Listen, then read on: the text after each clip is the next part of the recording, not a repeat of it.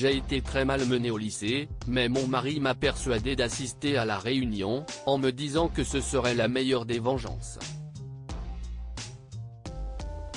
Il avait raison de la manière la plus surprenante qui soit, mais ensuite, j'ai dû prendre une décision. Ce sera la meilleure soirée de ta vie, ma chérie. Tu es la femme la plus belle, la plus étonnante et la plus réussie de cette ville, et de loin, m'a encouragé mon mari, Gage, en posant ses mains sur mes épaules comme s'il était un entraîneur de football en train de faire un discours d'encouragement.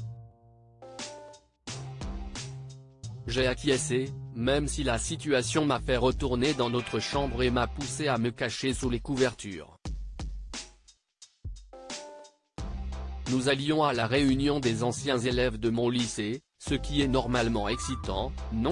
Eh bien, pas pour moi. J'ai été malmené comme une folle pendant mon adolescence, et ça n'a jamais cessé. Pendant ma première année, j'étais grassouillette et j'avais un appareil dentaire.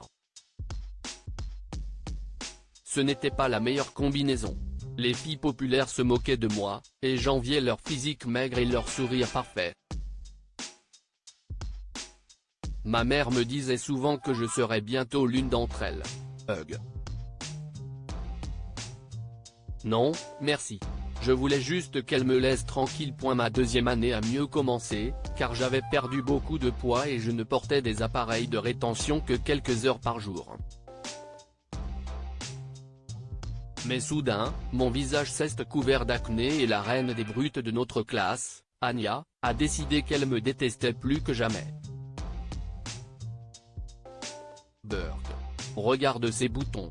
Est-ce qu'au moins tu te laves le visage? Demandait-elle au moins une fois par semaine quand tout le monde était là.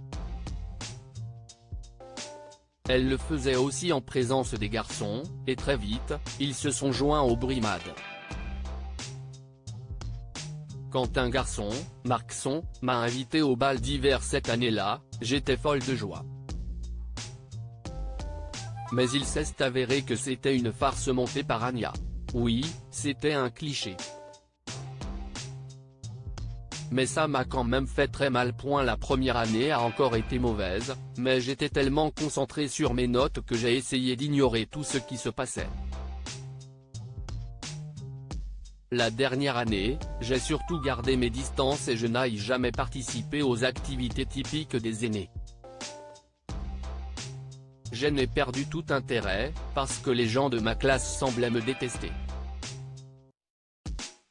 Je n'avais pas d'amis et je déjeunais souvent avec ma conseillère d'orientation, Madame Franklin, qui était la seule personne gentille de mon école. Bien sûr, on s'est aussi moqué de moi pour cela. Cependant, l'université a été exceptionnelle. Malgré ma maladresse dans les situations sociales, je me suis tout de suite fait un super groupe d'amis. Nous avons étudié ensemble, nous nous sommes entraidés et nous nous sommes amusés à notre manière avec des soirées de jeux, des petits rassemblements et des discussions intellectuelles.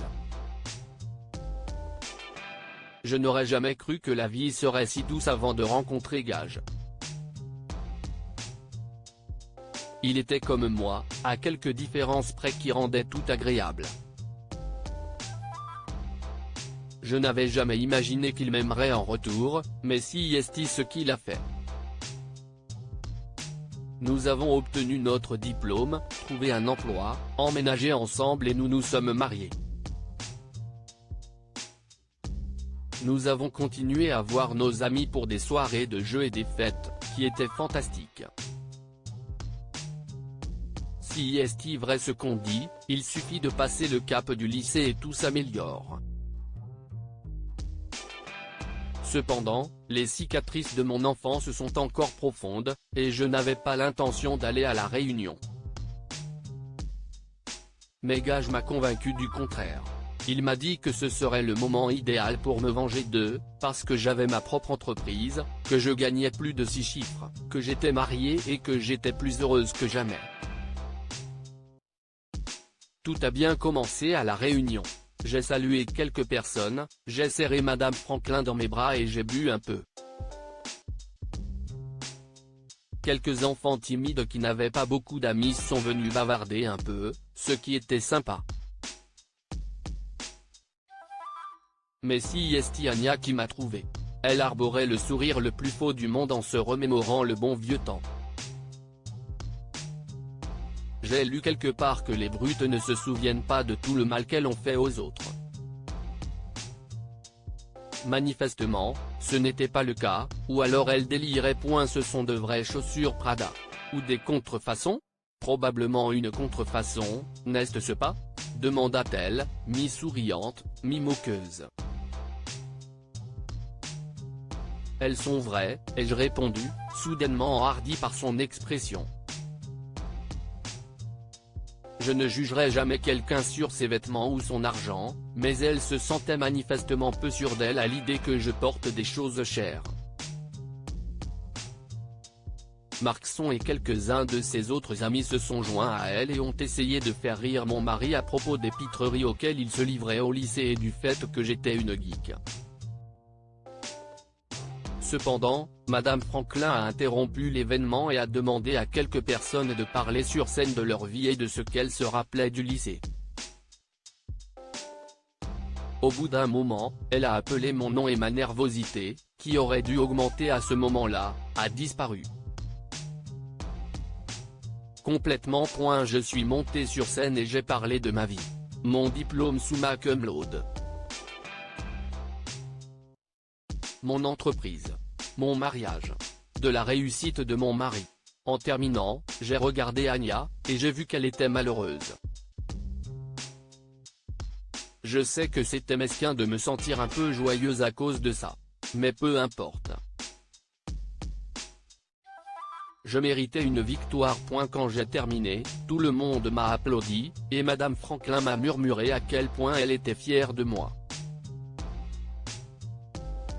J'ai quitté la scène et je me suis assise avec mon mari pour écouter les histoires des autres.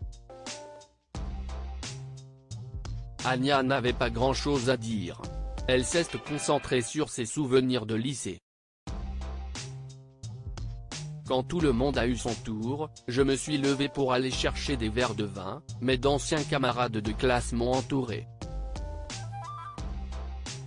Ils voulaient parler de mon entreprise, de ce que je faisais et de ce que j'attendais de ce secteur à l'avenir, et Marcson m'a demandé si j'avais des postes à pourvoir.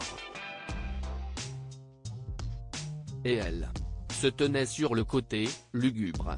C'était ma revanche. Certaines personnes m'ont demandé de les rattraper plus tard, d'aller faire du shopping ou de faire ce que je voulais.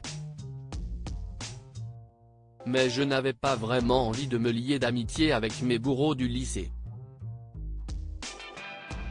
Ils n'avaient rien eu de gentil à me dire au lycée. Dois-je leur pardonner? Dois-je être la personne la plus importante? Leur feriez-vous confiance? Dites-nous ce que vous en pensez et partagez cette histoire avec vos amis.